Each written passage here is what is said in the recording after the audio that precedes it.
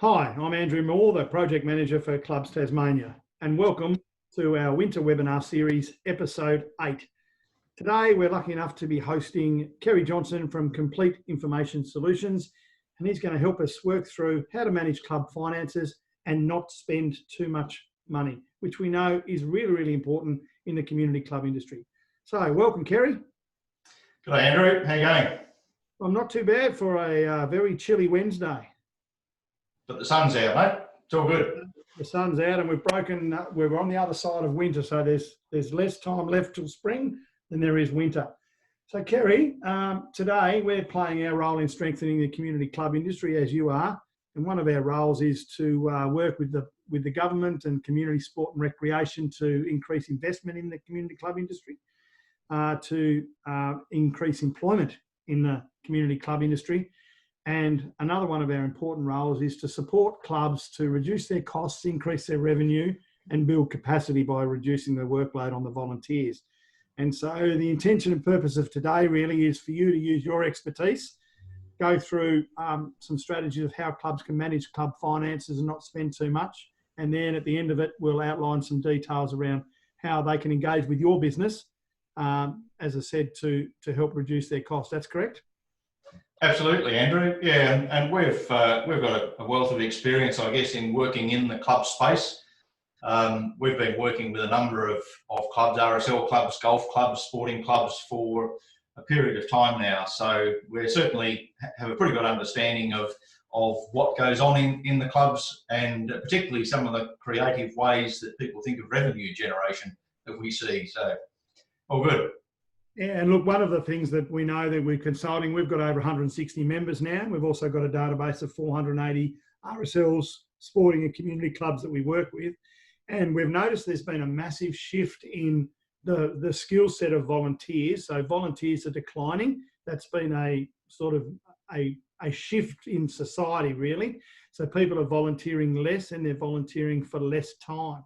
So any new strategy or a different way of thinking that can help the old treasurer role is certainly going to be welcome. And of course, what you're going to talk about today is how we're going to use technology to reduce that workload hours. And obviously, it's got to be done on a cost-effective base. Absolutely, Andrew. And we'll work through. I've got some slides prepared that we'll work through, and we'll cover off lots of those issues and give your club members a few things to think about moving forward. All right. Well, Kerry, without any further ado, we've got a number of clubs who are joining us today. The only time that I'll interrupt, mate, is we'll have enabled the chat box, which is great. So I might, and just politely and reasonably, might interrupt you when I get a question from somebody who's dialed in today on our webinar. Mm-hmm. But apart from that, we might get underway. So Kerry, tell us about your experience in the club industry. Like, were you a member of a club or played sport or growing up? Yeah, absolutely. Yeah. I've always been involved in clubs, and in fact, I'm treasurer of our motorbike club.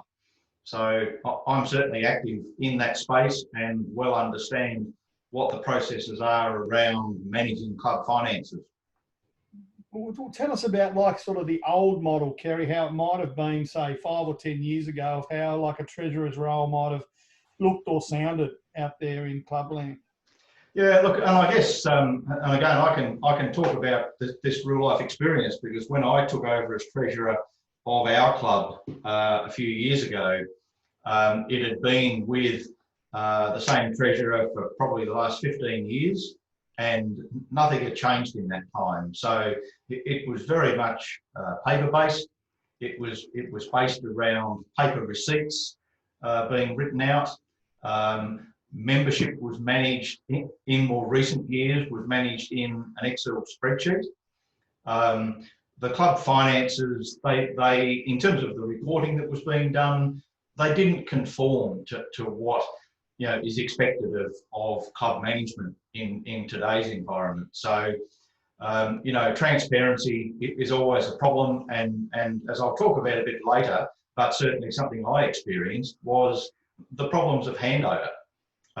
When it came time to hand over that treasurer role to a new treasurer, there were just boxes and boxes and boxes of paperwork to try and sift through and try and understand what you had and what you didn't have.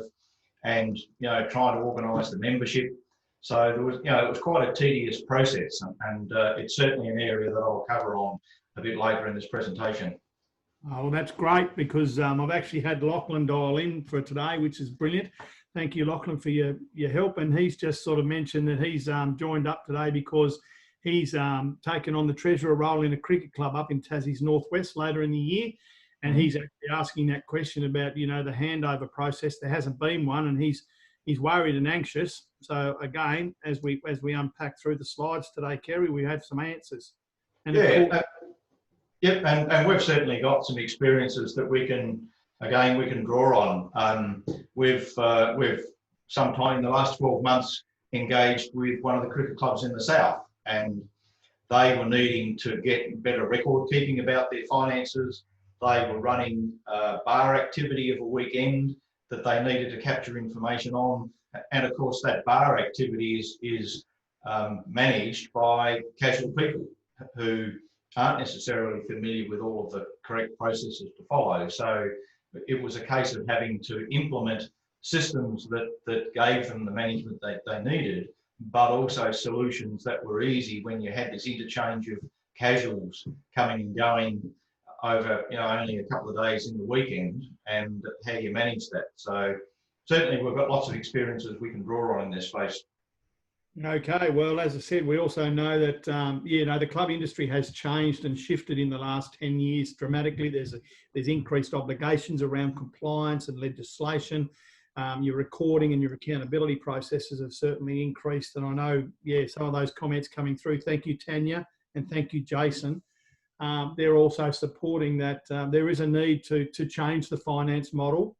And protect both the club and the governance, because we had a webinar a couple of weeks ago, Kerry, where the committees, the responsibilities of the committees, they're actually liable for all the finances across their club, so they need to keep track of them. So, all right, Kerry, well, I might throw over to you. You can get underway with your slides and take us through. And as I said, the only time I'm going to jump in is when somebody raises a question or poses a question through the chat box. All right, not a problem, Andrew. Thank you. Cheers, Kerry. All right. So just a quick introduction for us on our business, and just a bit about us. So I'm representing Complete Information Solutions. We're business and software technology consultants working throughout Tasmania. We're accounting software specialists, and we work with a range of the accounting software products. We're partnered with Total Cost Solutions, so we're specialists in the hospitality industry, and as I've talked about already, have quite a bit of experience in this space. We've been established in Tasmania for over 11 years now. We're operating across Tasmania and the islands, and I guess my reference to the islands is talking about King Island, Flinders Island, and Bruny Island particularly, where we've got quite a bit of activity. And we're supplying solutions to business, hospitality, tourism and retail throughout the state. Kerry, I might just jump in there. Barry and Norma have joined us today. Thank you for joining up. They're also just asking that questions are, can they provide solutions to clubs? Right. Yeah. Yep, absolutely. And I think one of the advantages that we've got, given we've got this relationship between Complete Information Solutions and Total Cost Solutions, is being able to get across the whole of business requirements. So we can help with technology, we can help with accounting support. We've got accounting trained people on board here. We've got hospitality specialists, we've got specialist tech people. So we've sort of keyed up with all the resources that a club needs to deal with all aspects of this. So Barry and Norma, the answer to that question is yes. And as I said, stay tuned, because I reckon most of that information will come across in the next 15 minutes. And then, of course, at the end of the webinar, we'll post that to our socials and our digital platforms later in the week. And you'll be able to just reach out to myself or Kerry to access any of that information or those services. All right, thanks. Oh, good. Thanks, Andrew. All right, so let's jump in and let's just have a quick run through what the agenda looks like for today. So first up, we're going to have a chat about that process of managing club finances and what are some of the challenges that people are facing. we're going to run through a bit of a discovery session, and we're going to have a chat about where are you now, and throw out a few questions for you to think about in terms of where your club is at. We're going to have a look at what's possible and what's available in the market, how to decide what's right for your business model, because that can vary, and depending on the scale and size and the different elements of the business. We're going to have a quick look at what we consider to be minimum requirements for managing club finances. We're going to have a look at what are the costs, and finally we'll finish up on how to execute all of that effectively. So first up, what are some of the challenges? So when we talk about resourcing within clubs, and as we've already talked about with Andrew, that resourcing is often voluntary. They're not always experienced. Some people have the benefit of having people involved in the club who have got outside business interests and do have experience, but in a lot of cases we also see that people aren't necessarily coming from that background, and they're having to learn from a basic level. And we've also got the issue of changing with the AGM cycle. So most clubs are running on a 12-month AGM period, of which you can get turnover within club committees and membership, and you've then got this sort of what can be quite a fluid sort of handover transition process occurring. Not always the case, and as I described earlier in this conversation, that you can have committee members who can be in place for a long period of time. I'm not sure that that's always the best thing, because it gets fixed, I guess, in one way of doing things, and in the example I quoted, you're not necessarily keeping up with current trends. Kerry, I might just jump in there and look, certainly the model that Clubs Tasmania would advocate is that you run on an 18-month 50% model, so that half your office bearers are replaced every 18 months. So if you've got like a 3-year term, then you've got half your expertise heading out, and then half your expertise stays behind to maybe help with handover and what have you in there. So that's a really good model. So if there's any clubs, I can see a couple of comments there from Rick. Thank you for your comment there, and from Narissa as well. That's a really good model. And again, please reach out to us. We can help you to set that up in place. But it's not a bad model. Sure. So then moving into the record keeping process, as we often see, it's paper based. We still do see the existence of shoe boxes with receipts and paperwork being collected up in boxes, inconsistency in the handover process, as I've talked about, a potential lack of transparency, and whatever it's paper based and we're using shoe boxes and the like, the transparency issue is an issue. And also then what can be a lack of compliance rigor. And as club finances build and grow, and particularly with grants being made available to clubs that they have to manage and they have to execute effectively and acquit at the end, then there is a requirement to have good record keeping.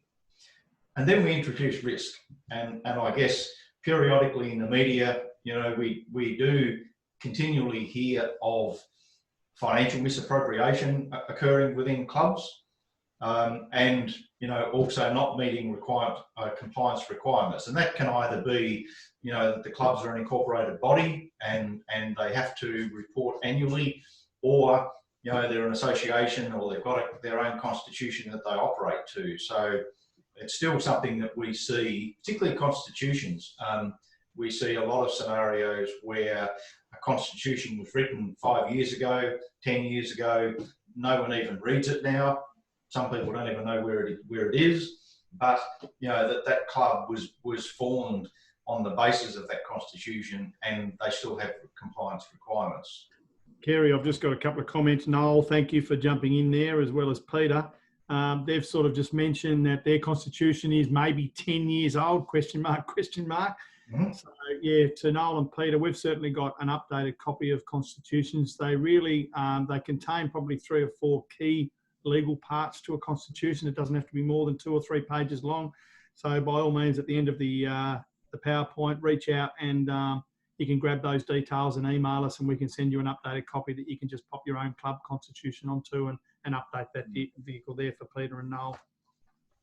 Yeah, and Andrew, look, I'll be careful about talking out of school, but even within our club, we had an issue with finances a couple of years ago that involved an internet email scam, and the club lost a significant amount of money. And it was an event like that that caused people to start asking questions about the operation of the club. They pulled the constitution out and read it, and actually found that there were many aspects of the way that the club was operating that did not comply with what the constitution said. So it required a revisit to the constitution, and in fact a process of actually making some adjustments to that. So, you know, absolutely, you know, people should, this is probably getting a little bit off track of what we're talking about, but, you know, absolutely clubs should keep an eye on that constitution and be prepared to revisit it periodically, just to keep in touch. And of course, Kerry, it's all about strengthening the community club industry. So if you've got good processes and good systems that are updated and reviewed regularly, then you're not going to see some of these risks that are facing all clubs. And of course, we know with COVID, there's going to be increased protocols and compliance and jobs for volunteers to do. So anything that makes life easier, so an updated and reviewed constitution that's 2 or 3 pages long, yeah, please reach out to us. Yeah, you can email me, Andrew, at tha.asn.au, or you can phone our toll-free number, which is 1300 125 827, and we'll certainly help you out with some copies there. All right, Kerry, back to you. All good. Thank you, mate. Okay, so then if we continue on with some of those challenges, we're talking about costs, and of course that was one of the key things of our conversation today, was around costs for a club, either in external bookkeeping services, audit costs, or even, you know, the loss of club funds that are unaccounted for, and of course that is absolutely a cost to the club. Transaction processing and reconciliation. You know, typically lots of clubs, they've got bar sales, bingo ticket sales, managing payouts from those activities. They've typically got memberships. Often they're running sweeps and raffles, or some of the larger clubs, of course, may have network gaming activities taking place. So that, you know, it can introduce quite a complex process around managing the revenue coming into the club and what's moving about in terms of the dollars. So needs to be considered. And then we come back to risk again, because we can involve inventory management with stock control, and particularly where alcohol is concerned and beverages and things, there can be a lot of money tied up with that, and often, you know, issues with keeping track of that. There can be issues around the purchasing controls, and again, introduce risk with financial misappropriation. So certainly, you know, clubs that are dealing with revenue and turnover and funding, etc., have got a lot of things to think about. Kerry, I've just got a question raised. So hello to the West Coast. We've got Rosemary and Gail who joined us in today, so welcome. They've just posed the question that says that, you know, their club pays a bookkeeper about $8,000 a year. They've got a turnover of about $150,000 a year. And their question is are they paying too much? Yeah, look, I guess that's like a piece of string, Andrew. I mean, it's a bit difficult. I mean, it suggests that yes, they may be, but at the same time, I guess we need to understand a bit more about the activities of that club to get a real measure on that. But you know, certainly there are, one of the things that we've seen happen with, you know, particularly accounting products in recent years has been a lot around driving efficiency into that process. So I would, you know, most certainly, you know, be suggesting they need to be looking at that, and certainly looking at how they can do that more cost effectively. Yeah, and I guess the message there, Gail and Rosemary, thanks for your question, but the message is for all clubs is it should be one of your probably 3 monthly review processes of how much is that costing you. Can you do it effectively cheaper? And I guess today really, Kerry, is an opportunity to say that, you know, these are some other options to consider. And ultimately, we're making it easier for people to volunteer and reducing the workload on volunteering. So yeah, yep. So what I just want to touch on now is what we call a bit of a discovery session. So that's having a think about, as a club, where are you now? Do you have a modern accounting solution, or are you still in spreadsheets and shoeboxes? Do you have access to comprehensive reporting about your club and trading activity? Do you have volunteers? And in the case of, if they're not volunteers, and some clubs are certainly in a position of having even part-time or casual staff on the payroll, is do you know what your labour costs are per hour over the service period? Do you have a good handle on what your food and beverage input costs are? Do you know what makes the most profit for your club? Food, beverage, other sundry sales? Do you currently have stock control, and particularly around food, snack products and beverage products? And if you do you do regular stock counts and measure shrinkage? Do you have support from a qualified bookkeeper or accountant? So these are a lot of typical questions that a club or organisation can ask themselves, to try and get a measure on where are they at today and what sort of things can they be thinking about. And Kerry, I mean, if I talk about my own experiences, so a number of listeners will know that I'm president at Lindisfarne Junior Footy Club. And so one of the first things I did when I took on that presidency is, together with the board, we calculated what the base cost to service a member of our junior football club was per year. And I'm happy to share that that's $167.10. So that's what it basically costs. It was about $143 when I first started. It's gone up to $167. So I know that the subs that the families pay to be a member must cover that, because it's a user pay system. Any money that we raise at our club goes back into special projects or initiatives. We look after some charities and we support a hardship policy. But I know one of the difficulties that a number of clubs get into is that they don't work out that base cost. They charge less than it actually costs, and then they're faced with a shortfall and the stress on the volunteers and to them fundraise. So your advice there about generating that base cost for whatever your membership costs at your community club or RSL is very important. Yeah, that's something that it's something that we've introduced in the club that I manage too, Andrew. Is that every year at an AGM the conversation comes up about membership, and are we charging too much or should we charge more? And that's always a good point of measure, is to say, well, what is it actually costing us now to run this club? And that and that could include, people don't stop and think about some of the compliance requirements, the association requirements. We've got insurances, all of those things all contribute.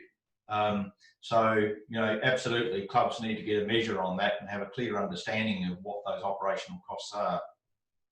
And the great thing is we can help with that, Kerry. We've got lots of resources. We've got partnerships with yourself and people like Bendigo Bank that are here to help the community club industry. Yeah, absolutely. And continuing on from that, because there's a few more questions there we can raise about, do you know your wastage costs? Are you currently generating additional revenue from other sources, e.g. bingo tickets, gaming machines, raffles, the likes? Do you have a point of sale solution or a manual cash register? And that can, play a part either in efficiency or the quality of your record keeping, or, your ability to minimise, what could be, fraudulent activity. If you have a point of sale, is it integrated? Is it integrated to your accounting system, your FPOS terminals, etc.? Because all of those aspects can again contribute to minimising risk of financial issues. So it's something else that we can talk about. And also, how old is your technology? Typically, in a lot of clubs, we see a lot of very aged technology, which can be high risk to business continuity and not reflecting current technology trends. So certainly, most clubs are pretty tight on finances, and they survive on donations and hand-me-downs and those sorts of things. But we still need to have a measure on that, and clubs need to understand what the risks are associated with that. And Kerry, we just got a question in from Steve. Thank you for that. He's in our northeast today. Thanks for joining us, Steve. And just ask you, you're going to go through some options later in the presentation today. So just hang in there, Steve. We'll have some options for you that we can we'll display later, as well as being able to email out. Absolutely. So what I want to move into now is just having a look at what's possible, and I guess, we can read this in the context of, the particular clubs. Some are very small clubs and have simple requirements. Some can be much more complex, but across all of those clubs, we can be thinking about particularly accounting, your FPOS integration to your FPOS payment terminals. Guest tracking is something that's become a key topic at the moment, and most venues have a requirement for some form of guest tracking, of which there are some very good and easy electronic processes around with that now. It may involve stock control, and as I've talked about, if you're running a bar and you've got beverage sales and things, there can be quite a lot of value tied up in that. So it's a process of introducing stock control. Point of sale we've talked about, to give you better control over the transaction processing, and it can involve workforce management, and that can come down to a simple process of volunteer rostering, so that everyone knows what that roster process is and who's involved in that. So there's a whole range of tools available to help with all of those processes now. And Kerry, a couple of those are going to have an impact from COVID, as we know that, clubs now, you should know who is in your club at any point in time, whether they're a member or a guest. So you need to have a process around reporting that. And secondly, we're going to see over the next 12 to 18 months the reduction of cash transactions. And we've certainly got a couple of solutions with Bendigo Bank and a partnership with you guys that we can help and support clubs quite cost effectively to help them make that transition so that they become cashless clubs.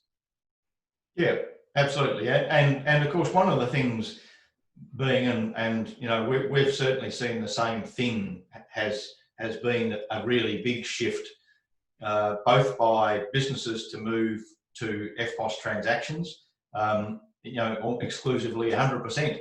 And I think that's going to be sticky. I think people's behaviour and habits have changed in this process, and we will see a much reduced amount of cash flowing through the business, and that can be a good and a bad thing. But certainly on a good point, at least you've got with FPOS transactions, you've got absolute traceability of all transactions that have taken place, as different to the risks associated with cash handling. So there can be benefits for a club in going down that path.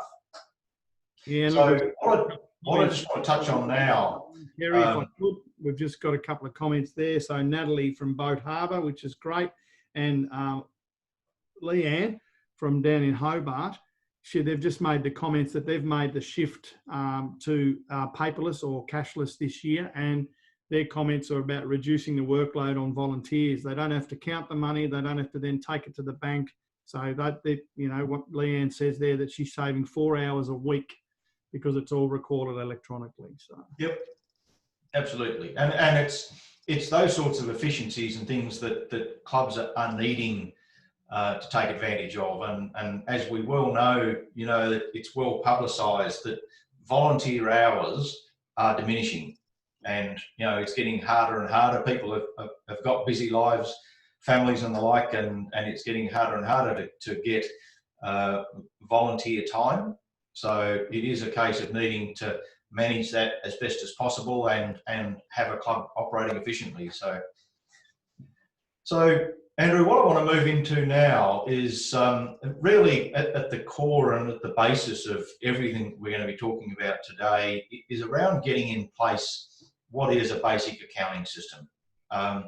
These solutions, we need to move people away from paper-based systems that of which don't offer good transparency, into what are now available as easy to use accounting solutions, and we'll come back to the costs of this shortly, but there's certainly some low-cost products available in the market, and there's a whole range of benefits to come from this, and we can start with shared information, because once you move your trading activity into an accounting solution, and particularly the new ones now that are web-based, it's very easy to make that information visible. And whether that's to an accountant or bookkeeper, whether it's to the committee, then that process is easy. You don't have issues around installation of software and upgrades. So one of the things that we often come across is that a club introduces an accounting product and it's installed on their personal computer at home. And again, what do you do when that committee member changes and they need to shift that to another device, or the club itself doesn't actually own its own equipment and it relies on volunteer use? Well, that's good, but again, we've got a problem of transfer of that information. The web-based applications, as we know, we can log in from any device. Got a question here from Andrew saying, is that cloud-based technology? Is that what you're talking about there? Yeah, that's right. Yep. Okay. Thank you. Thanks, Andrew. Yep. And I think it's almost exclusively, Andrew, that the accounting products and solutions have all moved into that cloud space. There are a couple of remnant legacy accounting products that will still install on a local PC, for instance, but it's what we consider end of life. You know, it's very short-lived, and we might as well get used to, you know, what is the new technology with this. So I've talked about the flexibility of gaining access to that information from any device. It meets government compliance requirements. I've said before, it's easily transferable, and it's scalable as the amount of activity grows. So it really is the core foundation of what a club needs to be doing. And again, if I relate that back to the example of the club that I now manage, we've moved that from shoeboxes and manila files and Excel spreadsheets into one of these cloud accounting products. All of the bill payment that gets done, those bills are captured electronically and saved within the accounting system. So anyone can log into that system and they can open up a copy of the bill that was paid and see exactly the detail of it. So it makes it very easy and very transparent for people to get access to information. So continuing on with that theme of what's possible is real-time reporting, and absolutely, you know, in clubs that, you know, can have limited cash flow, finances can be tight, being able to make informed decisions is important.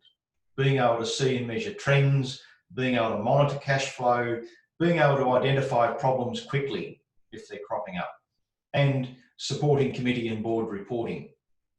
That these accounting products, they have, you know, inbuilt a predefined suite of standard reports that meet expectations. So it very quickly, you know, ticks a lot of boxes for a club if they're prepared to make this move. And as I said, I see this as being really an absolute minimum requirement that a club should be doing nowadays. So we can then talk about, you know, what sort of things in a club can we improve? And this is, you know, for the clubs to have a think about. You know, if they're doing trade, and that might be a bar, they may have a simple kitchen that they operate every weekend. Is what are they doing about hospitality and point of sale systems, about the accounting systems and potential integration, about the reporting? Are they, you know, measuring rostering against revenue? Are there additional external sales opportunities that might be available? What sort of technology hardware is in place? And a key one that often gets forgotten about is what backup and support solutions have they got? So clubs, you know, they may be a small club, they may have infrequent revenue activity and things happening, but there is still a requirement to have a backup of that and to again, enable continuity of club activities if something goes wrong. So, and Jerry, if we just you know, it's always going to happen, whether it's a school setting, an office setting, or a club setting, is the dog's always going to eat the homework. That happens. You know, people move, people lose things. And so the fact that they've stored like securely, it provides surety for all on the committee as well as the members that that information is able to be, you know, pretty much acted and accessed pretty quickly. Yeah. Yeah. And I think one of the things I've also seen, Andrew, again, calling on my experiences, is expectations of members has gone up a lot. And whether it's communications, whether it's financial management, whether it's club records, because of we've moved into this space of technology and web-based and email. You know, it used to be in our club that people used to refer to a manually printed calendar of events and meetings, and they used to put that on the fridge, and that used to be their reference point to know what was going on in the club. Nowadays, they expect reminders, they expect email reminders, they expect email details about a club right activity, they expect email details of financial reports, and we produce a monthly P&L and balance sheet that gets distributed amongst a committee of people. So, you know, we're absolutely seeing a change in expectations from clubs and members nowadays as well, in terms of transparency and how the club is actually operated. So one of the things we just want to touch on then is what's right for your business. You know, what's right for your club. And of course, as we've talked about a number of times, the size of the club and the scale, and do you have employees? Do you only have volunteers? Do you have a bar trade? Or is it purely membership that you're managing? So we certainly do need to be thinking about what works and what doesn't work. What technology, cloud or on-premise? And we've touched a bit on the cloud space already, and I'll come back to that in a moment. Certainly, the budget is a big issue, and you know, we're needing to measure against opportunities and efficiencies that can be gained. Certainly for some clubs that are more established and have more consistent revenue, for some of these clubs, there are finance options available that will enable them to get, you know, modern solutions in place and then be able to finance that in line with their revenue generation. It's looking at your future business model and opportunities, and you know, more generally, is where do you see your business, club activity and hospitality generally? What does it look like in years to come? Because we're certainly in a changing environment, and certainly all clubs, for their own financial stability and future, are looking at, you know, how best they can generate revenue within that club. And that's certainly got to be on the radar for all club committees that are either joining us today or listen to this down the future. You've got to sort of think to yourself, where are you going to be in 2025 or 2030? What are you going to be delivering? Who are you going to be partnering with? Who are your relationships with? Because if you don't, we can see that pretty quickly COVID can have an impact. Your revenue is basically shut down. You don't have a product. Your revenue is impacted. And then suddenly the world's a completely different place, and volunteers drop off, etc. So, yep, absolutely, yep. So it's certainly a case of you know, just exploring opportunities. I just for the relevance, I just want to touch on this point about on-premise versus cloud. And I know for a lot of people, you know, that are still quite nervous about the cloud environment. Where is it? How safe is it? You know, of course, we still see reports in the media about integrity breaches that have occurred with cloud-based products. But I think, you know, generally our approach with this is that technology has changed a lot in recent years. The level of security has increased dramatically. And some of the you know, accounting solutions that we're talking about here and could be of benefit. One in particular I'll reference. They've got over 1.8 million subscribers, and to date there hasn't been a single reported breach of security with that system. So it's certainly advanced a long way. And the risks are certainly much lower now than what they've been in the past. But I guess, if we look at this issue around, whether you do something in the cloud or whether you do something on premise, then there are some key factors around that. One can be, in the cloud base on the left there, we can see typically involves low hardware cost. There are, low backup and recovery costs. There is some security compliance issues to think about. As different to on-premise, where we have got high hardware costs, we've got backup costs, and we've got ongoing maintenance costs. So, there are pluses and minuses around that. And as I said, cloud solutions have matured. They are internet dependent, but there are contingencies available, i.e. we've got options to fall over to the mobile phone network if your NBN connection drops, for instance. Typically, the cloud-based options offer good integration options, whether it's to accounting systems or to your FPOS terminals. Some of them can operate offline with limitations. And as I said, that they've absolutely got, excuse me, a lower upfront investment, typically subscription-based and absolutely scalable, with the growth in your club activities. Versus the on-premise products, they are very mature products, what I call end of life, typically. Yes, they're fully functional, they've got lots of bells and whistles with them because they've been developed over a long period of time.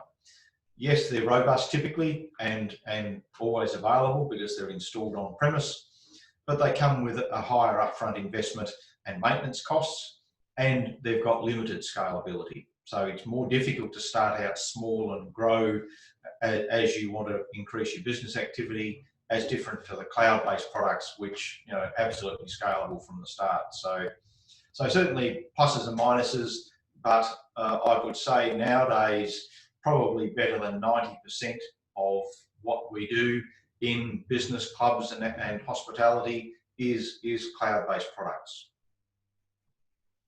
So food for thought, it's thinking about what's right. Is it cloud solutions? Do you need remote access? Is it something that you want fully functional? Or if you're using a broad base of volunteers, that you want products that are easy to use? Is startup cost an issue for you? And, hence, do you have a preference for it being on premise? So a number of things to think about in terms of what are the right solutions. Let's, on this topic of managing club finances, I just want to run through what are considered to be some basic minimum requirements for a club. And as I've said throughout this session, a basic accounting software package is considered a minimum requirement. As we'll see shortly, there is a low cost entry point for these, and there's really no reason why a club shouldn't consider and budgeting for these sorts of solutions. I might just jump in there. Isabel's raised a question. Isabel, thanks for joining us today from the north of the state. She's looking at that list and she can see why their club's struggling to get a treasurer.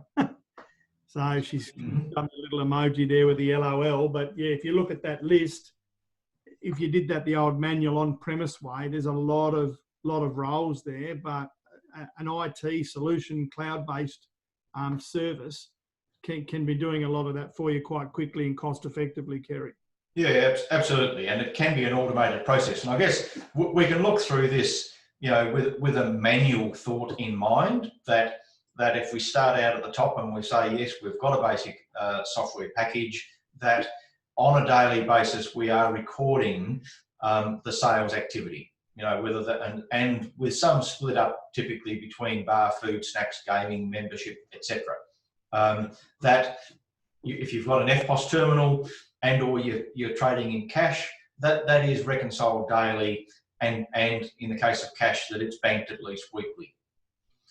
If you're using a point of sale system, that you're completing what are typically defined end of day reconciliation processes. Monthly, that someone is doing a bank reconciliation on a monthly basis. Don't let that blow out. That is telltale signal of how good things are working and how things are operating.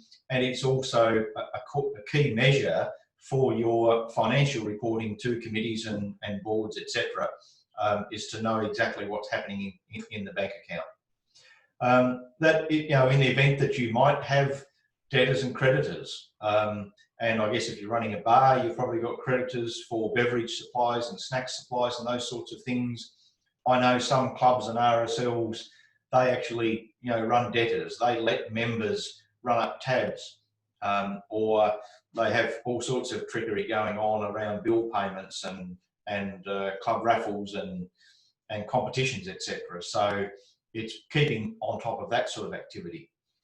If you're running a bar, that you're doing regular stock counts, you know, and you're actually keeping on top of any discrepancies that are occurring. That you're doing some reconciliation of your membership payments and keeping on top of that. Monthly financial reporting. Typically, you want, at the bare minimum, a profit and loss balance sheet, cash flow type report, so that the club members and the committee know what's actually happening with the club. Generally, there's a requirement for an external audit, you know, typically once a year. That can be determined by club constitution. It can be determined by your, you know, if you're an incorporated body, some of the requirements around that. So it's making sure that you've got those activities taking place, and absolutely that you've got evidence of all transaction activity. And as I said earlier, that can be that you are keeping paper records of bills to be paid, for instance, or in the case of what I talked about earlier, where in our club, all of those transactions get scanned electronically and kept within the accounting system, and they're actually attached to all the transaction entry that goes on. So, you know, there's absolute visibility. And when we talk about handover, let's just come back onto that topic for a minute. That if we're using what are, you know, industry standard accounting software packages now, handing that over to the next treasurer is as much as giving them a login to the system and a bit of an introduction to how you've been operating it and how you've been storing information. And, you know, whether it's 6 months, 1 year, 5 years, 10 years, you know, it's very easy to hand all that information over, and for people to have transparency, and that people can see what's going on. So it really is, you know, that first point and the last point, you know, absolutely key parts around, you know, managing your club and what some of those requirements are. So let's jump into this area around costs, because as Andrew's pointed out at the start of this session, you know, all clubs are needing to manage costs. It might be that their income is purely limited to membership subscriptions, or there may be some additional revenue coming in from bar trade or raffles or other sundry type activities. So, you know, we do need to be thinking about costs. So one of the great things about what we're seeing in the marketplace today is that you can start out with an accounting package for as little as $7 a month. So, you know, that is a low cost entry point that gives you industry standard solutions. It gives you flexibility, they're web-based. It gives you all those ticks, all those boxes that we talked about, with introducing some good standards and practices, having transparency, having an ability to hand that over to future committee members that come on board. I've indicated there that prices can range, you know, from $7 to $50 or more. Typically, that depends upon the functionality that you need and what sort of systems that you want to use. It can also be influenced by whether you're running payroll or whether you've purely got volunteer activity. So, but you know, $7 a month is about the lowest that you'll get. But you know, one would hope that most clubs could afford at least $7 a month, and really should treat that as being a must-have rather than it being an optional. So, Kerry, I've just got a couple of questions there. So, Scott, thank you for posing that through. So, Scott's president of a junior footy club. They've only got 3 teams. And then there's another question here from Shira Lee. She's also at a netball club. They've only got 2 teams, but are you sort of saying that for as little as $7 a month, you can provide them with a solution that sounds like both cost effective, it's increasing their accountability, they're reducing their theft and reducing the workload on volunteers? Yeah, absolutely, Andrew. And look, some of these products, and I'll talk one in particular, that actually allows you to turn it off over a period when you're not using it.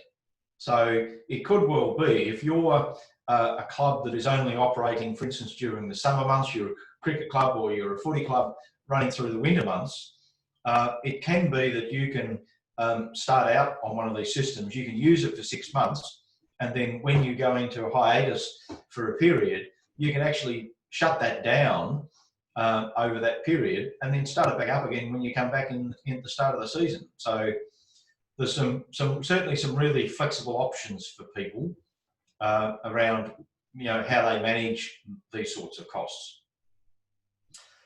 I've commented there, look, setup and training, and I've just said there that you can expect to pay upwards of $250 for a basic setup and introduction. Now, of course, there's lots of variables involved in that, but and certainly for a lot of people and a lot of clubs, they've got some competent people that can actually work it out for themselves. So they could just start out with a subscription. We can help them with that, get them started, and they could do some of their own reading and training in their own time and avoid lots of those setup costs. And it could be that people just come to us for questions and some occasional help with that. So certainly lots of options for people around how they manage that process.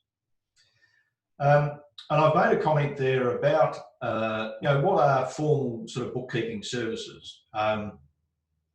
Typically, for good qualified bookkeepers, you're going to be starting at around $70 an hour for that sort of service. But I've also commented there and said that aim for support and guidance. So, typically most clubs have got some resource within the club who can help with bookkeeping and record keeping type activities. But if they're not totally sure, then it's a good idea to keep in touch with someone who can just keep an eye on the accounts with them, can periodically review it for them and give them some support and guidance in that process without necessarily spending a lot of money. And I guess, Andrew, coming back to the question that you had from one of your members earlier, suggesting that they were spending upwards of $8,000 a year for some of those services. And, absolutely, I'd be saying, that needs to be reviewed. We can have a look at that and look at areas of how they can actually do that more efficiently. All right, now, Kerry, again, if clubs wanted to contact you, they can do that through us.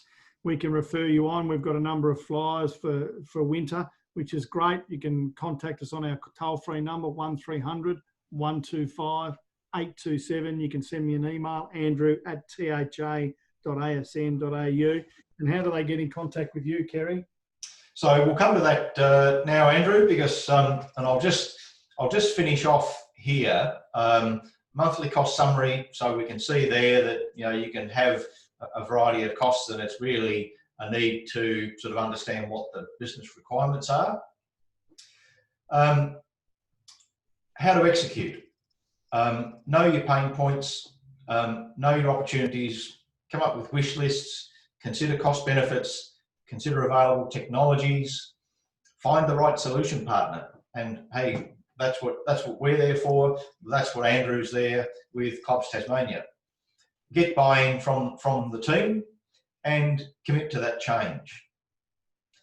And then talking about planning around that, we do often talk about the benefits that come from having integrated solutions. They're efficient, they're transparent, and they make life easy. So maybe it is just the start of a new journey, but let's plan it out. So just quickly recapping on some of today's highlights.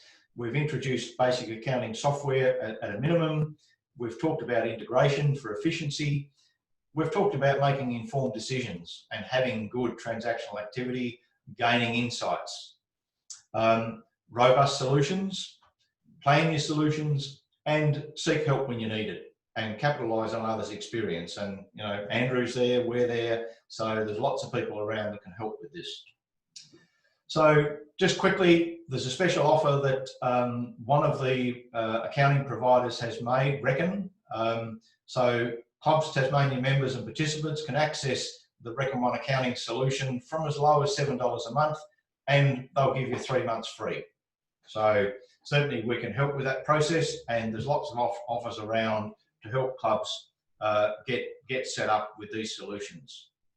So good luck, everyone. Hospitality is a dynamic space. You know that already. Take time to explore the opportunities, make use of available resources.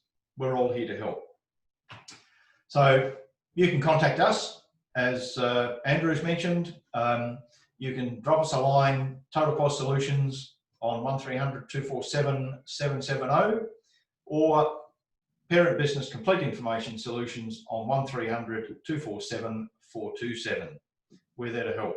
Thanks, Andrew, and I hope for all of your club members today that have been participating, and for those that might have a listen to this recording later, we hope that people have got something out of this. And certainly if they've got any questions, absolutely get in touch with Andrew or give us a call direct. Thanks, Andrew. Back to you.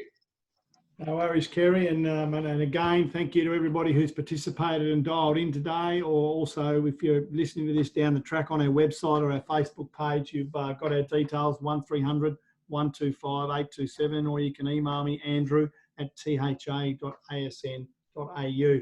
Kerry Johnson from Complete Information Solutions, thank you so much for prioritising us. We're really enjoying working with you to help strengthen the community club industry. No problem, Andrew. Good to help. Be in touch. Okay. All right, just about ready to finish for today. We're right on time. It's nearly 12 o'clock. Our next webinar, which will be the final in our winter webinar series, it will actually be with the Minister for Sport Recreation in Tasmania, Jane Howlett. She's been a fantastic supporter of the Clubs Tasmania program since we started way back in 2018. And so far, so a number of lobby papers and requests where we've represented the views of you, our members. They've funded a number of initiatives, including improving the playing field, levelling the playing field, the COVID $3,000 grants to help clubs reboot, and changes to the Ticket to Play program. A total investment from our government of around $24 million. So our next webinar, which will be in 2 weeks' time, we're going to be talking with Jane about some of those developments and what's in store down the future. So again, everybody, enjoy, have a safe week. Bye for now.